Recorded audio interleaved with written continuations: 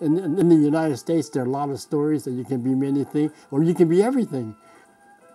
We don't have the guidance because basically my father and mother were basically peasants, and we were basically peasants same way, and we don't have the guidance. And I envy many of my friends whose father were third or fourth generation academia at the university, etc., etc. And they knew where they were going, but we didn't know what we were going or what we were doing. It's a regret, but it's not a deep regret because I have achieved a certain amount of success. I mean, however you want to count it, I've achieved a certain amount of not getting what I would, in certain ways I would like to be. Maybe I would have been better off being a medical doctor or other things that might have made me happier, but maybe it won't either, they'll say. Learning Chinese is something that I'm still trying to do. I've been doing this for 5 years, in the last 5 years. I'm not doing a very good job because the problem is that I have very high expectation of my own knowledge system. And I'm not happy if I can just read Dick and Jane, okay? I mean, I knew what happened to Dick and Jane. They fell down the hill. But what I can't do is that the problem is when you're educated, like in the way that I am, then I expect to be able to read economics in Chinese, to be able to read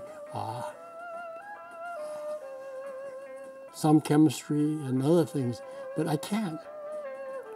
I want to be able to read in depth of what the individual is saying about something, whatever it is, and I find I can't do that.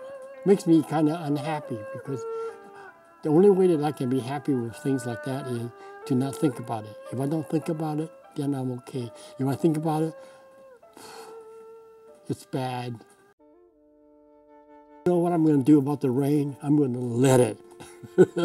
And that's what life is. You're going to let life run wherever it's going to go, see? If you didn't, you would be very unhappy. You can never attain any degree of happiness, you might say, or satisfaction with whatever it is that you're doing. You know, one thing that the 80 does teach you is that it's like everything we do in life.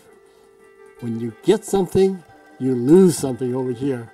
See, you get the wisdom, you lose the physical comfort of being able to jump up and down and run around and still not feel bad about it. But now, gee, you know, you sit here and you don't want to move because that hurts. Life is just like a stream. It just keeps going down and down, wherever it's going to go. You're not going to say, I'm going to block the stream. I mean, you're not going to build a great big dam there because pretty soon the water will overflow and the dam will break, okay? But I'm just saying is that, and that's why we don't have things that are totally happiness or totally unhappy. You don't know what being wet is until you've been dumped on by the rain, right? Even though your grandfather was basically a peasant that came over as a paper son, and you have a PhD in or a medical degree, that you think you're smarter than these other people, but you're not. You're only smart in a very one-dimensional way. You should spend more time talking to your dad, talking to your grandfather. I said, you can learn something from him.